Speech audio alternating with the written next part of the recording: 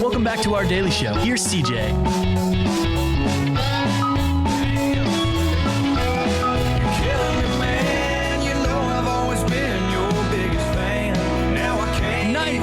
Welcome back. Daily Show hitting you on a Monday. It is the 29th day of April. Allison Rhanor, Libby Reuter in studio. How are we doing? This is exciting. A new art. Is this an art exhibit? Art exhibit. Yep. I was just noticing it as reversing course, the Illinois River in 1900 and today. This is really exciting. Yeah, so Libby and I have been talking about this, I think, since fall of 2020.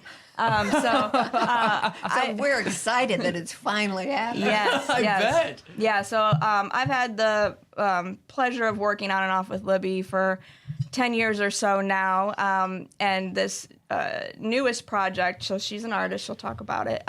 She takes pictures all along the rivers, and this new project is specifically on the Illinois River, and we're going to host her work at the National Great Rivers Museum. That's really cool. So I'm going to share some pictures with you, CJ. Oh, You'll have please to do. tell people what you're looking at. But this is a project called Watershed Cairns that I've been doing with Josh Rowan for more than 10 years. I think about 12 now, where I'm basically a sculptor. So I make these glass sculptures out of found objects, and then we place them along the river. So in the card you have in your hand there is Mississippi River. This is some images from Missouri River. Well, I'm looking here. I mean, we got up as far as Minnesota to Wyoming to Indiana to Mississippi, West Alton, and then Pennsylvania. You've definitely had your mark laid a few times over. Right. Well, we say we're marking the Mississippi River watershed, or I like to refer to it by the names of the major rivers. So it's Mommy, Mississippi, Ohio, Missouri, Illinois. Mommy. Yeah, really cool. I like that. That's a good way to teach the river names to little ones, too. That's a great way to remember. Well, I got to ask you this, Libby, how do you define the best shot for a look like that? Because for me, I have no creative bug when it comes to that, when it comes to this type of work. But I look at it and it, might look great then, but for you, there's got to be that certain look of it. And what defines that for you? What defines that perfect, let's take this photo shot? Well, Josh Rowan is the photographer with whom I partner on this. And so a lot of times it's that he can see the finished photo. So I'm placing the sculpture in a place that looks interesting. We pick some place ideally that has something interesting in the foreground and that tells a story about the place. And then he's standing there behind the camera and telling me, a little to the left, move it closer to me, you don't have it quite level. Well, and whenever you get ready to design your pieces, what do you look for in a certain area? Because I know you use found objects, but do they all tie in to really bring out the true meaning of that watershed, that location? Yeah, well, the way we travel is, we do a lot of research about the place and look at photos of the general area. Mm-hmm. And from that, I'll think about, what kinds of colored glass might be helpful, or what shapes does it need to be. And then we travel in a van full of glass. And when we get to, no, literally. Wow. It's full of tubs of glass. There's no room for persons in the back seats. So when we get to a site, then I'll pull out the glass and assemble it to make something that I think fits the place. So, for example, you're looking at the photo there of the head of the Mississippi River in Lake Itasca. So we're kind of inspired by the rocks that you see there. So there is a kind of vaguely mushroom shape to the piece that kind of mirrors the rocks. Really cool. But then on the Illinois River, so in the research, went to the Rhanor Library and found this amazing book, The Lost Panoramas. And These are shots that were taken along the Illinois River in 1900s by the crew of the people who built the channel that changed the Chicago River to flow into the Illinois River. So a lot of them at the beginning are of around Chicago, but as you get farther into, you see a lot of photos that were taken on the Illinois River. And the photographers who were hired by the sanitary canal people, they documented, they'll say, this is looking out at Havana over the O&B railroad tracks. So we were able to, in many cases, find locations that match the locations where we had made the photos. Wow. 120 years later. And it just goes to show, thank you so much for saying that. Rhanor Library coming through in again, rhanorlibrary.org, and get your library card today. And you know, Allison, how exciting is it for the museum and everybody involved with the Corps to have this type of project? Because number one, it is very unique. You aren't going to, if you stumble upon this without knowing the project exists, you're going to think, okay, who put this here and why? But to have this on display is really great for the public. Yeah, so I've been aware of Libby and Joshua's art for about a decade now, and they've documented, I think, over 400 sites across 4 of our largest rivers in the nation. And what interested me and our mission at the Rivers Project with the U.S. Army Corps of Engineers about this project is that it is along the Illinois River, which is kind of an untold story. So our project, our mission is to oversee we have 100,000 acres of water and 50,000 acres of land in Illinois and Missouri, 300 miles of the Mississippi, and the lower 80 of the Illinois. And I think that lower 80 of the Illinois kind of gets lost and forgotten because we're right here on the mighty Mississippi. And there is this amazing story to tell of the Chicago River that was reversed. It used to drain into Lake Michigan. It now drains into the Illinois River, which ultimately comes down to converge with the Mississippi right here, just a few miles north of Alton. So that's something that we were interested in, being able to tell a story along a different river. But then also our mission at the National Great Rivers Museum is to engage people with their natural resources and the river regardless of their interests. So there's a lot of focus on the navigation and the engineering and the science and that sort of thing. But there's a culture to river living, and there's art to be seen. So if there is another subset of our audience who we can draw in to learn about the Mississippi River and the Illinois River and our nation's waterways at large by showcasing an art exhibit, going up maybe a different direction, using a different lens, then that's a win-win for us. 100%. You guys have a moment to stick around? I got to pay a quick bill. 9:22 is the time, but before I take that quick break, let me fill you in on Centerstone. You guys know that Centerstone is one of our current partners right now, and each month, twice a month, we talk about substance use disorder treatments because you never know and you never do know who it will happen to. Listen, addiction, it can happen to anybody, and if you're looking for a fresh start on the road to recovery, a life free from addiction is possible, and it starts at Centerstone. Centerstone's that national leader in mental health and substance use disorder treatment for people of all ages. And with their dedicated clinicians, they use evidence-based practices in their treatment program. So that means if someone comes in, they aren't getting that same, used for 25 years, put away, and then brought back out. It's developed for and by those clinicians. Listen, there's so many unknowns on the road to recovery, but one thing you can know for sure is that Centerstone will be that constant guiding force for you on your recovery journey. You can find out more today by visiting Centerstone online at recoverwithus.org, recoverwithus.org, or by calling 1-877-HOPE.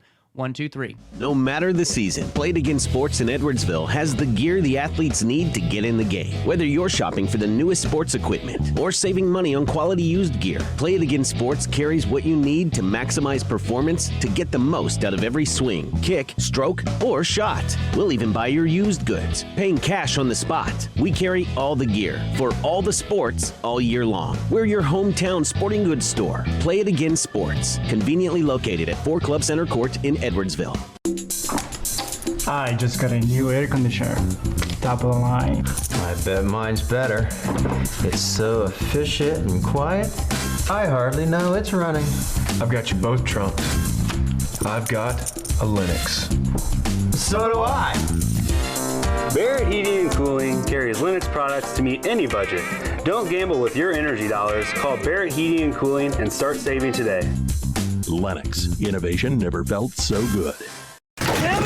With over 20 years of experience, Wilson's Tree Service has the expertise to handle all of your tree care needs. Licensed and fully insured, their team of experts are dedicated to providing reliable service. Plus, with a 24-hour emergency service line, Wilson's will always be there for you. Don't risk tackling that timber by yourself. Trust the local professionals at Wilson's Tree Service. Visit treeservicealtonil.org to get started today.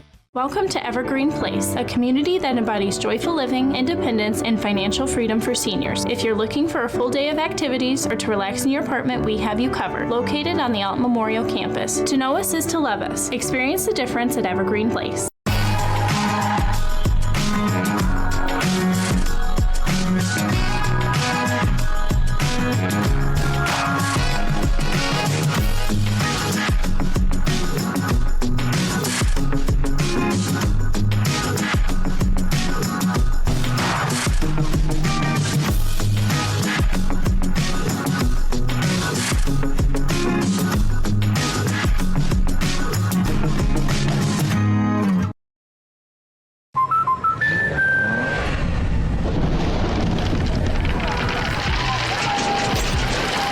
Life's better when you're under our roof. That's because our expert agents will make you feel totally protected with the right auto and home coverage at the right price. Also, you can enjoy the dreams you've worked so hard to achieve. American Family Insurance. Since 1993, Sparks Junk Removal is always adapting to the needs of our clients. That is why we now offer weekly trash pickup for selected areas. Plus, we offer driveway-safe rubber-tired dumpster rental. Give us a call today at 618-781-1407 or visit us at sparksjunkremoval.net. Not sure if you've noticed, but those advertised prices from the other dealers are just a bunch of blah, blah, blah. At Roberts Motors, the advertised price is the price you pay. And that, my friend, is great news for you. Don't fall for their so-called incentives that will leave you banging your head against the wall. Go with Roberts Motors. Prices you can trust and people you will like. That's the Roberts Motors way. And trust me, it's the way to go. In the heart-pounding moments of the game, every move counts, just like in chiropractic care. Dr. Andrew Dykman of Rosewood Chiropractic champions this belief, supporting our teams in every drive and supporting his patients for nearly 20 years, offering affordable, compassionate, all-natural wellness care. Call 618-259-2676 or visit rosewoodchiropractic.com today. Welcome back to our daily show. Here's CJ.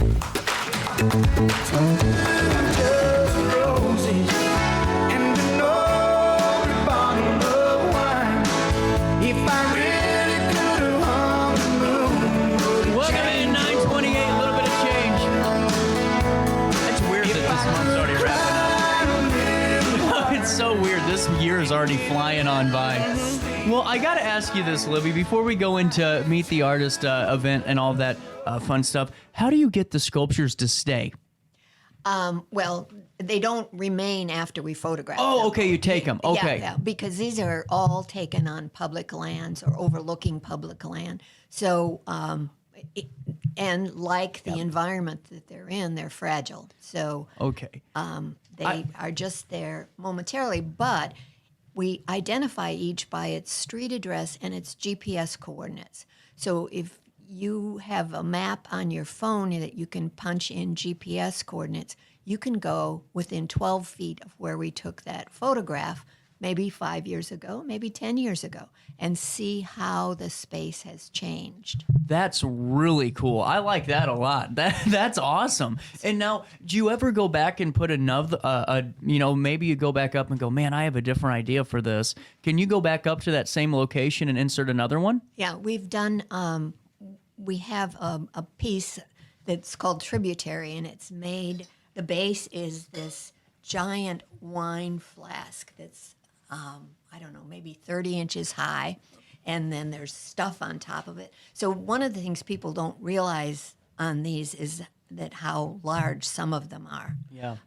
Anyway, and that one's at Cliff Cave Park, and we went back 10 years later because we'd placed it on a place where there was some erosion, a stream that ran down to the river, and we realized that there'd been a lot of commercial buildup on the hill above it. Mm-hmm. And so we went, and what had been a little stream, maybe 12 inches wide, and the gully was 30 inches wide. It's now like 30 feet wide gully and a 30-inch stream when it wasn't raining. So a lot of what we're doing is try to draw attention to the environmental changes. So we photographed another piece there. You know, that's interesting you say that. Yesterday, I get bored, and I'm sitting, I only had an hour, so I was like, what do I do for the hour? And I watched that new The Green Planet BBC miniseries they have with Attenborough, and I thought, how great would it be to have something like that just for the Mississippi River? Because there's all these different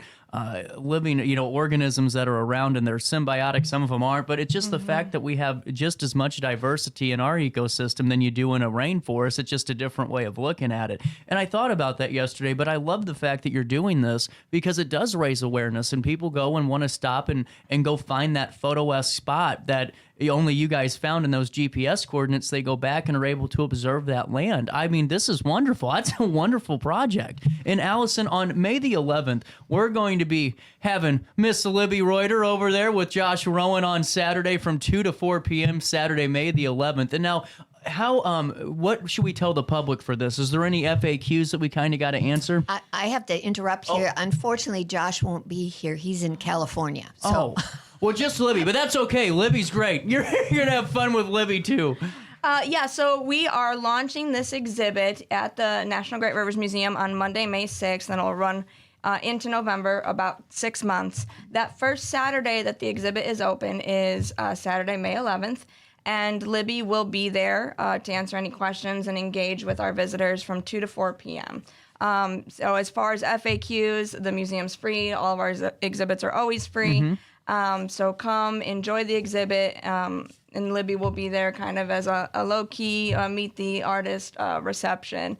But what we are really excited about with hosting Libby's work is, as Libby mentioned, these glass pieces are fragile, just like the environment is fragile. But then these pieces are also made with household items, so that takes our everyday life and connects it to the river and the Mississippi River Basin. Mm-hmm. But what you can expect from this exhibit is you're going to come in and we'll have a little brochure that'll talk you through the Chicago River and the Illinois River project that was the basis for this art installation. And then you're going to be able to go into our classroom and walk along all four walls, and it will have these historic images from between 1900 and 1923-ish that are in black and white, in stark contrast to Libby's photos at that exact same location. And you can just kind of meander down the Illinois River and see these two photos at 11 different sites side by side, 120 years apart. And what is going to be the big takeaway, if we can kind of tease the audience a bit, because I would assume that a lot of the landscape has changed quite drastically. Is that the case? Some of it has, Okay. but I think what I would like people to understand is that Chicago wanted to solve an ecological problem. People were getting typhoid and cholera because they were dumping all of their sewage into the Chicago River. Mm-hmm. And so by redirecting it, they dumped all of their sewage. And this is from slaughter plants and chemical plants as well as human waste. into the Illinois River in like a flood of sewage.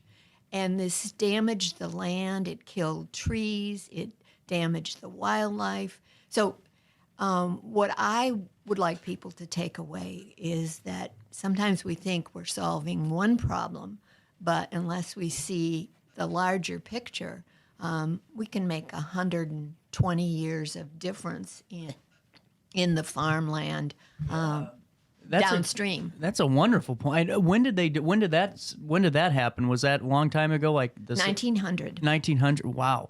Well, and those things are really what I think is interesting too about that is to see, for some of the areas that may or may not have, gotten depleted because of that or because of other environmental situations, to see the conservatorship. How do you how do you say that? Conservation? Yeah, conservation. It's been early this morning, but you see that and you see them rebuild it, and all of a sudden you can see that it might have looked depleted 20 years ago, but to see that regrowth and to see that life starting to be brought back into it, knows that there's hope out there too to preserve what we can. Mm-hmm. Right. Yeah, things are complicated. So you know, like Libby said, we were fixing one problem, and that was human health, which is super important. Right. And then that does cause ecological problems potentially down the road. And I think it was 1980s. Don't quote me. There was this huge push to clean up the Chicago River, which was one of the most polluted waterways. So there has been leaps and bounds. And then in the the 1970s, we had the Clean Water Act. So there has been progress, but it's been a windy road. Mm-hmm. Well, and this is a great way for folks really to just become more connected with the river too. And the more you look at it, the more you want to learn about it, and the more you want to research it, and then you discover all of those very detrimental things that happen to one of the our biggest really traffic source around here, and that is the river. Mm-hmm. And Libby, going forward, are you looking to do more of this type of this project? Or are you looking to add to it? Because it seems like you really have a great formula, down pat right now with you and Josh. Well, the next step, and we're working on this, I had hoped it would have debuted for this exhibit, but we're still not quite there, is to have an interactive map on our website that you will be able to get to on your phone. So you won't be dependent on typing the coordinates. GPS, thank you. But you can go to the map on our website and get it on your phone and follow it, and then you can tap on an icon and that will show you our image. So you could conceivably be at the site and simultaneously look at what we saw many years ago. Isn't that so wild? I was looking the other day. They have that going on in Egypt now in the pyramid. So instead of paying the $40,000 to go and do the whole trip, you get 4K shots, and it's not the same. But just to be able to go in and observe for students in school that want to go learn more about the waterways or anybody in general, that's great. Mm-hmm. And now, is it going to happen this year? You think, or maybe a little longer? No, it. My fingers are crossed. I heard you on that. It's so close. It's so close. And as we're going through this, how have you seen the waterways change yourself after your journey here for 13 years now, since 2011? Have you seen it getting brighter out there for folks, or what is your takeaway just in general? Well, I would think Allison made reference to this, is that there is a way of living on the river, which I, as a small town city person, just didn't know about until actually being there and meeting people from the Netherlands who were sailing down the Great Loop.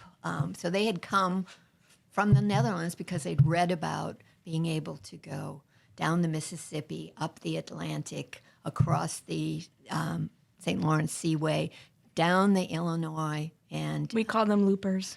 Okay, get it now, because Rob Honke and I talked about that too. Okay, that's a huge passage. Yes. Right, and it makes a more important the Illinois River, because the Illinois River is not only the home to people who farm and live in smaller towns and smaller industrial cities, but it's also this very real connection I joke and say it's the third coast. It makes us the third coast. You're right. And it's becoming more of a permanent placeholder, too, because I was talking to Mary Lamy, and the world's recognizing the freightway and the coastway that we have here and how influential it is, not just for, sustainability of our environment, but also just commerce and freight and how it's such a major provider for so much of the world's, cargo, and it's huge. A global highway right through the country. Yep, and it's starting to get laminated, and it should. I mean, it definitely should, and hopefully more protection comes with that too, Going forward, when can folks, 9 to 5 p.m., no matter what, is there going to be an entrance way just to get in, or is it going to be more of a free, a free range, you come in, view what you want type of exhibit? Yeah, so it's 9 to 5, 7 days a week, just open the same hours that our museum is open. When you come in our front doors, there will be a sign directing you to the exhibit if you'd like to see it. And rather than being in the main gallery, it is in our multi-purpose room where we hold classes. Oh, gotcha. So you can just veer left. Yep, turn left, and then you'll have a table there that kind of introduces you to the exhibit, brochures and literature you can pick up and read and work your way through the exhibit. Really cool. Now, is there anything else coming down the pipeline at the museum or at the core that you want to fill us in on yet? So we do have our third annual Rec Fest, May 18th. I'll be back to talk about that. We've got a lot going on. It's the biggest yet. It gets bigger every year, which is a good thing. That's a good thing. And then we are heavily involved with the Two Rivers Family Fishing Fair, with the U.S. Fish and Wildlife Service and the Illinois Department of Natural Resources. And I'll be back to talk about that, too. Allison ain't going anywhere. Libby, is there a website for that folks can find all of your other work too, or is there just one for this? No, there is a website. It's called watershedcairns.com. So Cairns is spelled C-A-I-R-N-S. Watershed is one word. So it's one word, watershedcairns.com. Perfect. And we'll link it on RiverBender and on the article. It's been great talking to both of you. Is it getting like sunnier outside? Because it still seemed pretty gloomy when I threw that downtown camera. Sad. Oh, gosh. And I got to go outside today, too. It's always my luck. You know what? 9:41. Before I take a quick break, I do have to fill you in on Sparks Junk Removal. I love Denise Sparks. We talked about a year ago. This is a good one. And she goes, CJ, I'm tired of the major trash company in town. They aren't doing what they need to do. There's trash flying everywhere off the trucks. We got to tackle this. And I'm going to be the provider. And she took them on, and she did it. Now you see these purple and yellow trash cans popping up. They're mating like bunny rabbits. They're just everywhere. People are switching to Sparks Junk Removal because when you call Denise Sparks, guess what happens? She picks up the phone. It's not a robot. It's not a third party that's living in another state that doesn't know your issue and doesn't really care. They're going to take care of you from top to bottom at Sparks Junk Removal, and you can go to sparksjunkremoval.net, see their service area, and once you fill out that form, just tell the Queen of Junk and now the Queen of Trash that CJ sent you over her way.